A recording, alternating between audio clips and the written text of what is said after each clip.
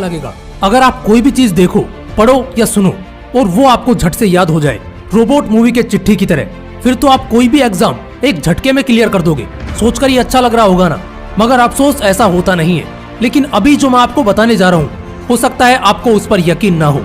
शायद आपको पता नहीं होगा कि हमारा ब्रेन स्टोरेज कितना होता है, हम हमारे दिमाग में कितना कुछ याद रख सकते हैं। मेमोरी पावर का जो कॉन्सेप्ट है, उससे आप क्या समझते हैं? मेमोरी पावर हमारे फोन के मेमोरी की तरह नहीं होता, जिसमें सिर्फ लिमिटेड डाटा ही स्टोर हो सकता है। हमारी मेमोरी अनलिमिटेड डाटा और इन्फॉर्मेशन को स्टोर कर सकती है। और ये बात मैंने आपको ब्रेन रूल्स वाली वीडियो में भी बताई थी। एक रिसर्च के अकॉर्डिंग हमारा दिमाग का स्टोरेज कम से कम 25 लाख जीबी होता है और रिसर्चर्स के अकॉर्डिंग इसे भरने में 350 साल का वक्त लगेगा। अगर हम मान के चले कि एक 2 घंटे की मूवी 1 जीबी की होती है, तो 25 लाख जीबी में 50 लाख घंटे की मूवी स्टोर की जा सकती है।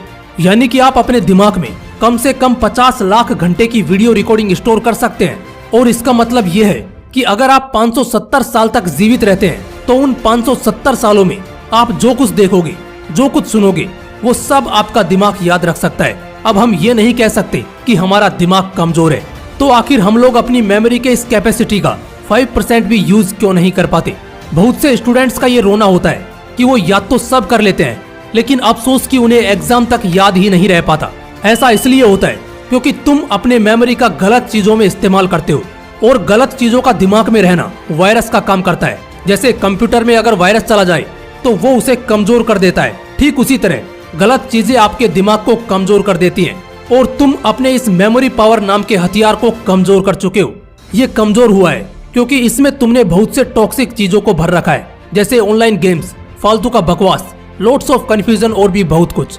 अब इन सब के होते हुए तुम एक तेज दिमाग या ज्यादा मेमोरी पावर के बारे में सोच भी कैसे सकते हो? फिर भी अगर तुम अपने मेमोरी पावर को इंक्रीज करना चाहते हो, तो बेशक आगे कही गई सारी बातों को जरूर सुनना और फॉलो करना। पहला स्टेप है कि ट्रेन योर ब्रेन। अपने दिमाग पर मेहनत करो, जैसे कि पजल सोल्व करना, किताबें पढ़ना, मैप्स देखना, मेडिटेशन करना, डेली कुछ ना कुछ पैराग्राफ या पोएम याद करना और मोटिवेशनल स्पीचेस सुनना। ये सब वो आदतें हैं जो तुम्हारे दिमाग को अंदर से ट्रेन करेंगी, मजबूत करेंगी। इसके साथ ही एक और कोशिश करना कि जितना हो सके अपने माइंड को डिस्टरबेंस से बचाओ। खुद के माइंड को थोड़ा स्ट्रेस देना सीखो।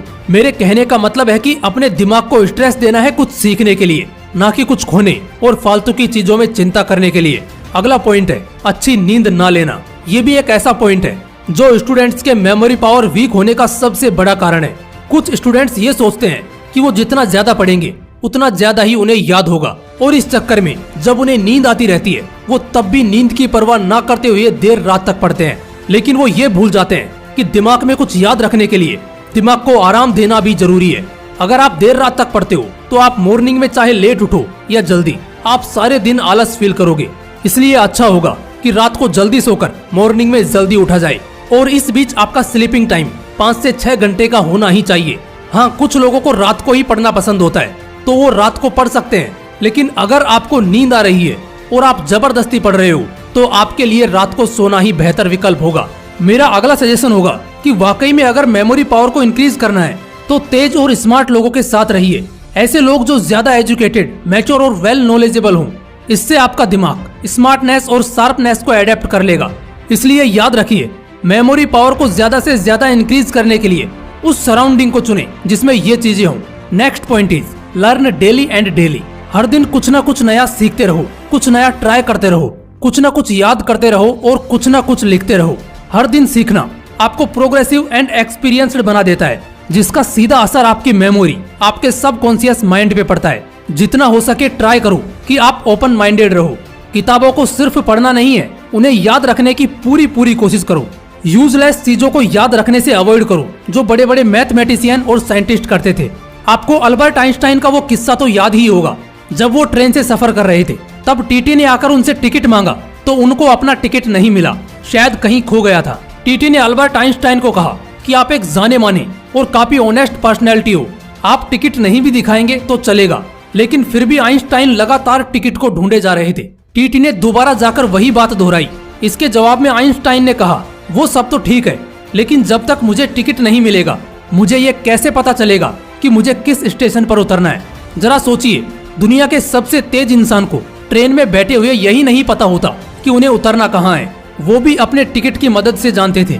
वो हमेशा कहते थे, मैं अपने मेमोरी पावर का यूजलेस इस्तेमाल नहीं करता। मैं अपनी मेमोरी का इस्तेमाल ऐसी चीजों को याद रखने में क्यों करूं जो लिखा भी जा सकता है। इसलिए मेमोरी पावर को इंक्रीज करने के लिए ऐसी चीजों पर ध्यान लगाना छोड़ दो जो यूजलेस और प्रॉफिटलेस हो। The last but not the least, काफी सॉलिड पॉइंट बताने जा रहा हूँ, ध्यान से सुनना।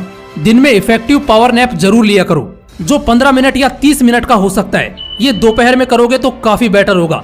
ऐसा इसलिए क्योंकि पावर नैप लेने से मेमोरी के डैमेज सेल्स रिकवर हो जाते हैं, जो कि विजुअलाइजेशन और पास्ट की चीजों को याद रखने और आगे भी पूरे दिन में फोकस करने में काफी हेल्प करते हैं। इसलिए स्लीप रूटीन बेहतर करो, सुबह उठते ही बुक्स पढ़ो, योगा करो, हर दिन कुछ ना कुछ नई चीजें याद करते रहो, सीखते रहो। मेमोरी का यूजलेस इस्तेमाल करना छोड़ दो और दिन में इफेक्टिव पावर नैप जरूर लो।